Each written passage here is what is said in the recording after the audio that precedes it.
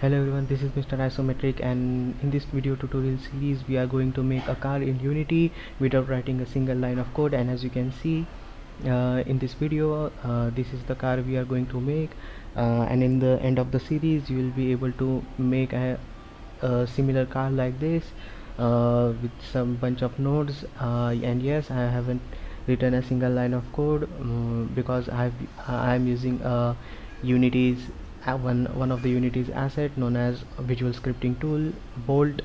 Okay, so let's get started. Let's first start by learning on how to install this Bolt in your Unity. Just go to your browser, type in Unity asset store. Okay, go in this link, and the first thing you'd like to do is to sign up in this web page or the asset store. Okay, so just sign up over here, and after that, after signing up, just type Bolt and enter. Scroll down, and as you can see, this is a free asset. You just have to click on here. After clicking that, just download or install or add to my assets, and after adding it to your assets, you can just close this window, open your Unity. If you have Unity Hub, first try to sign in here too. Okay, so let's create a new project. We'll call it car underscore tut tutorial, and let's choose the 3D one and create. Okay, so I already made a car in Blender because I think most of us will be going to import cars or 3D models from any 3D modeling software. So I thought that would be a great than just modeling a car inside Unity. I don't think that most of us are going to model our 3D assets inside the Unity. Okay, so that's why I've made a car already and exported it into a FBX format. If you want to learn about how to export things from Blender to Unity, you can watch tutorials online on YouTube, or just comment down below if you want me to explain on how to do that. Okay, so our Unity page has been loaded. Just ignore this error. Let me just clear my console. Okay, so as you can see, now we need to install the Bolt in our window. So let's click on window, package manager. Sometimes if you are not signed in, you have to sign in over here. So after that you can fetch your packages. Okay, so here it is loaded. So now these packages are in the project, but drop down this and select my assets. So as you can see, once you added the Bolt from browser to your assets in Unity, after that this will appear, this Bolt screen, visual scripting. You just have to click on the download first, then it will download this package, and I've already downloaded, so this is grayed out. Okay, so I'll just click on import, and after that this window will appear. Let's click all and import. Okay, so now the Bolt has been inside the Unity, but it's not installed yet. So what you have to do is cut this window. Sometimes a pop-up window will appear automatically, but sometimes it doesn't. So when it doesn't, just click on the tools over here and click install Bolt, and this window will appear. Sometimes it appears automatically. Okay, so just ignore everything and just select all, import. If you don't have any coding experience from before, Unity, a visual scripting tool, this Bolt is very useful in learning C# scripting. Okay, it's relatively close to C# scripting. Okay, so this window will appear for some of them when they import the Bolt first time. Okay, so but it didn't appear, so we clicked on tools and install Bolt. Okay, now that we have installed, just click next. And now here's the two thing. You can, if you have some knowledge about the programming in C# for Unity, then you can choose the programming naming. But as we are I think most of us are new to C# or don't know how to use it, so we'll choose human naming. After selecting human naming, let's scroll down and let everything be default. Click next. This be default too, and just click generate. Okay, now you can just close that window, and your bolt is installed in your Unity. Okay, now what we'll do is we will now, in this video tutorial, we will just set up the car, and in the next tutorial start with the scripting. Okay, so let's just import our car. Just right click over here, import new asset, and let's go to, okay, so this is the fbx file I made. I'll click that, import. Okay, so as you can see, my car has been imported. I'll just drag and drop it into there.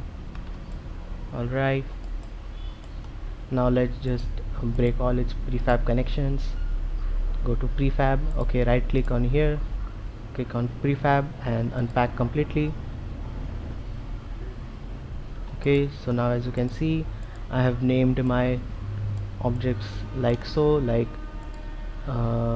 this is the body of the car, this is the back left wheel, this is the back right wheel, and naming is important so that you won't confuse yourself. Front left wheel and front right wheel. Okay, so for Unity, for car to work, it has to be a specific hierarchical structure, so I'll just explain it right now. And in this video tutorial we'll just make a good hierarchical structure for the car. Okay, so let's just click on the simple car, and we are going to place wheel colliders on the wheel, and the meshes, the rest of the meshes such as body, in another empty object. Okay, so let's just click on the simple car and create empty, press F2 to rename it, and we will call it WH wheels. Okay, and now let's move each and every wheel in the wheels. Control click on everything and just drag and drop inside the wheels. So as you can see, when I collapse my wheels, all these wheels meshes are in the wheels empty. Okay, now again click on the simple car, right click on it, create an empty object, press F2 to rename it, and we will call it wheels collider. Okay, and now you just have to create wheel collider for each and every wheel. So let's just, I think, okay, we'll uncollapse it. Okay, inside the wheel collider, click on it, create an empty object, let's rename it to front right wheel collider, FRWC. It doesn't matter what you name your this empty object, just you can use your own word or full form like front right wheel collider, anything, it doesn't matter. You can just write right wheel collider, or just like collider 1, doesn't matter. Okay, that much. So in front right wheel collider, now I'll add component and I'll search for wheel collider. Okay, so now our wheel collider is added in the scene, and as you can see, we can see nothing. That's because, okay, so the thing is, we can't see our wheel collider right now. It should appear a green circle because our simple car, just click on the simple car, our simple car should have a collision object and a rigid body. It should be rigid body. For wheel colliders to work, it needed a rigid body. Okay, so just click on your simple car, I mean your whole car model, as you can see, not its body, the whole car. Add component, Let's add a rigid body.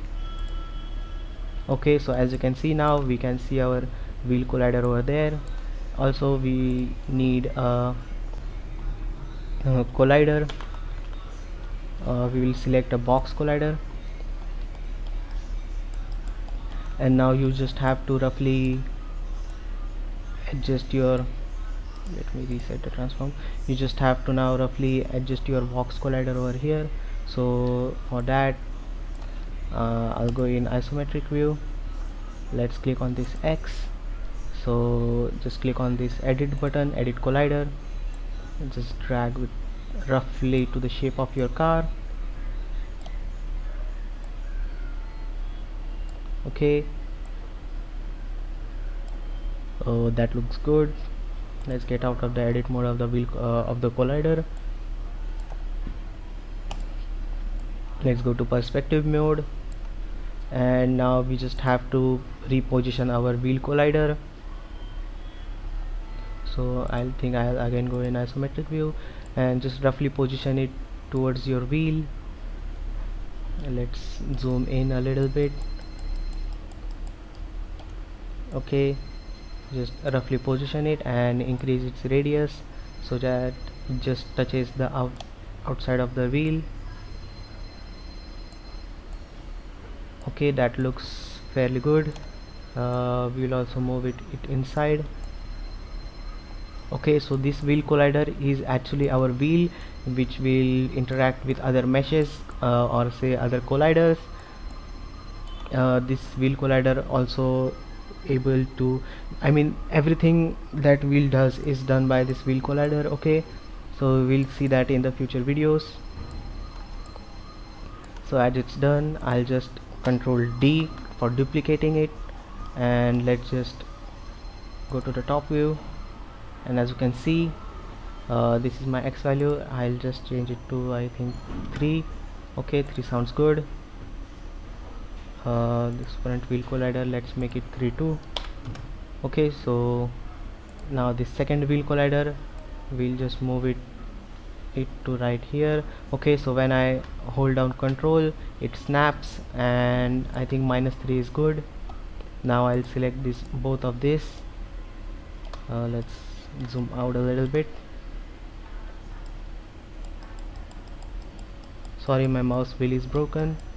Okay, so now by selecting this both, let's control D to duplicate and hold down this Z, and let's snap till it's fairly close there. Okay, so it doesn't matter, it doesn't has to be that perfect, but you can play around with it. Just remember that it should be just touching your wheel. Okay, now if I select everything, you can see my wheel colliders are right over here near the wheel, and this is our basic hierarchical structure you need to follow. I'll just now rename everything. Press F2 to rename, select F2, rename. I'll name it, this is the front, okay, so this is the front right wheel collider. I think we should rename this one. This is the front left wheel collider.